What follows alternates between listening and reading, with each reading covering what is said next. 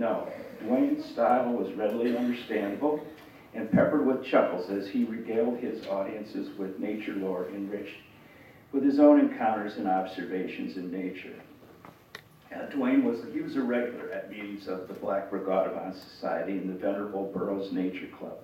The custom of both these organizations at their meetings would be to solicit a sharing of nature sightings from those in attendance. When he took his turn, Dwayne would, with oratorical flourish, awe the crowd with reports of magnificent flyovers of tundra swans, the arrival of loons on inland waters, and newly discovered nest sites of bald eagles in Geauga County. Dwayne's eloquent deliveries painted Geauga County as a veritable wildlife refuge for the rare and exquisite, which of course it is. Dwayne was the old granddad naturalist to the Geauga Park District natural staff. He was a very important mentor to me. Not only did he reveal details of geology, ecology, botany, and bird life of Geauga County, but also through his style of delivery. We better learn how to engage an audience. Like a tree, his roots anchored us while his limbs provided those who followed in his footsteps to branch out and blossom, expanding and diversifying the Park District's educational efforts. For all his knowledge, Dwayne never came across as a know-it-all. He was a student of nature until the end. Whether puzzling over the complicated glacial reworkings of the landscape or monitoring sandhill crane's colonization of Geauga County, his unrelenting curiosity provided us with his most important lesson. Nature is an infinite source of wonder and intrigue to explore and share. Nothing delighted him more than discovery, be it his own or others, the news of which he greeted with a big grin and a hearty chuckle. I wish he would have lived to see a wandering black bear, the river otters that have established themselves in Geauga's rivers, and the homesteading ospreys that nest atop cell towers throughout the county. Indeed, Dwayne lived closely attuned to nature's calendar. In addition to his love and devotion for family and friends, it was the anticipation of natural events that each new season brings that sustained him. Dwayne knew when and where to look for the first wildflowers of spring, the arrival of migratory birds, and departure dates for that matter too. His red Jeep Cherokee was a common sight at his favorite haunts, where he went to experience the progressions of the seasons. These included Ladue Reservoir and Eldon Russell Park, where one of Dwayne's ambitions was achieved last year with the establishment of the Dwayne Ferris Nature Trail, traversing portions of this ecologically diverse park not accessed previously. And I was pleased and proud to be part of bringing that project to fruition.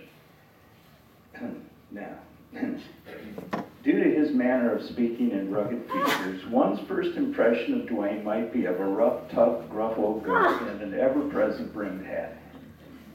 Truth be told, Dwayne was, and I quote, soft as a marshmallow on the inside. Which is not to say Dwayne was milquetoast. Oh no. He could live up to his looks. In his own words, Dwayne could be vociferous.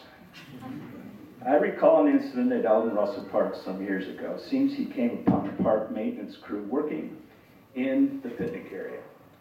Their project was bringing the playground up to current safety standards. This required installing a railroad tie perimeter around the swing set to hold the bedding of soft wood chips.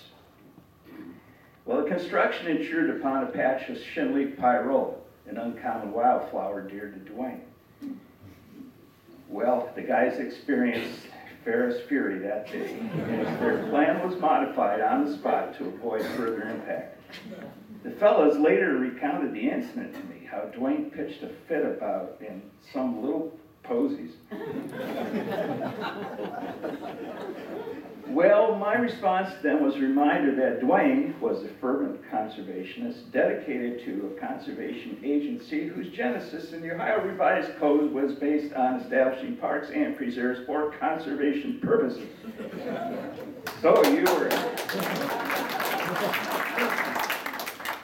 you're miffed at Dwayne's reaction? Well, what did you expect? So Dwayne was not outspoken, but plain-spoken and forthright. And I have been deeply influenced, inspired by Dwayne's unrelenting appetite and curiosity for nature, as well as his persona as a nature educator and values as a conservationist. If Dwayne were still alive today, he would still be a strong clarion voice for parks and nature preservation in Geauga County. Thank you very much.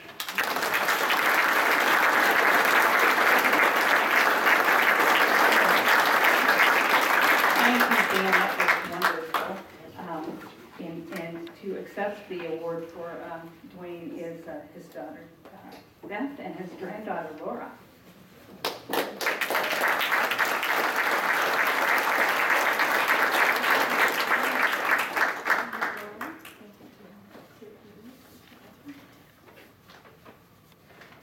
I just want to say thank you very much.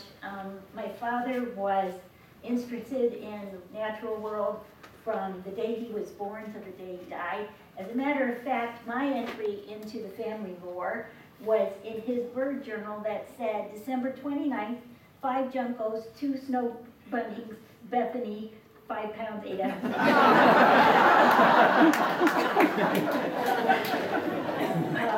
I know that he would be very pleased at the way that the Geauga County parks have grown. As a matter of fact, I've lived in 6 states now, and I always have missed the amount of walking in the woods that I could do when I was living here in Geauga County. My daughter and I, as a matter of fact, we were a little early today, so we went for a walk in the woods. I was the one that was always out in the woods with him, so I got to see all those, all the excitement, and I ended up teaching earth science for a while. As a matter of fact, you were talking about 80 miles an hour on the freeway. My husband was a geologist. My father was a bird watcher, so I go down the highway doing this. Anyway, thank you so much. We really appreciate the honor. Thank you.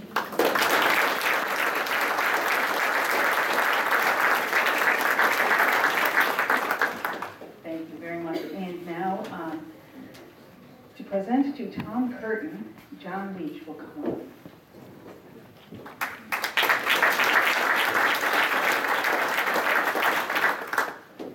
I'm John Leach. I've had the opportunity to know Tom for a number of years, and so many of you in this room.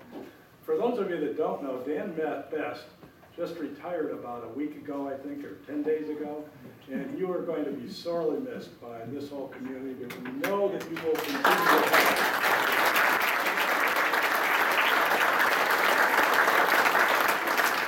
Dan certainly picked up where Mr. Ferris left off, and he's been just a wonderful employee of the parks and a friend of all the people here in this county. And I personally wish you very well. We're going to see you in other realms and forums, I hope. Well, I'm really honored to introduce Tom Curtin. He's a true hero of conservation. He was born a West Sider. We won't hold that against him. And he grew up hiking, scouting, outdoors work. Went to CSU, got a degree from CSU, and then promptly went to Glacier National Park, where he spent a year doing a variety of things. But he saw the light and decided to come back to this area. And so he took a job at Lake Metro Parks, started out in maintenance, went to marketing. Matt, he was a naturalist, did outdoor recreation. He was there for 16 years when Bob McCullough and the outstanding board that were the Board of Commissioners at Geauga Parks needed a new executive director, and they asked Tom to come in and interview. And lo and behold, under the age of 40, Tom was appointed to be the executive director here at the Park District. He was blessed, as I said, with a very strong Board of Commissioners: Bob McCullough, Betty Cope, Mark Rezatarski, who is here. I don't know where he is, Mark. And with the combination of Tom and that board, so many things were accomplished during this period of time. Tom was on the executive director for 14 years, but it was his vision, persistence, and creativity that really built the core of the parks as we know them today. It was really a wonderful ride. There are a few of the key projects, and I couldn't list all of them, but the Westwoods. When Tom took over, the Westwoods had the purchase of the land had just been made, but we had stakes with yellow tape around showing where the building was. And during the next couple of years, that building developed. The trails were put in, Ansels Cave became accessible, and you know what it is now is just a wonderful facility, and it's the Westwoods Nature Center. At the same time, he created a very strong relationship with, which was what then known as the Geauga Parks Foundation, which had not really been activated to any large degree before that time. But with the connection with many outstanding individuals from Geauga County and town and the employees, many dollars were raised for a variety of projects. And that foundation has been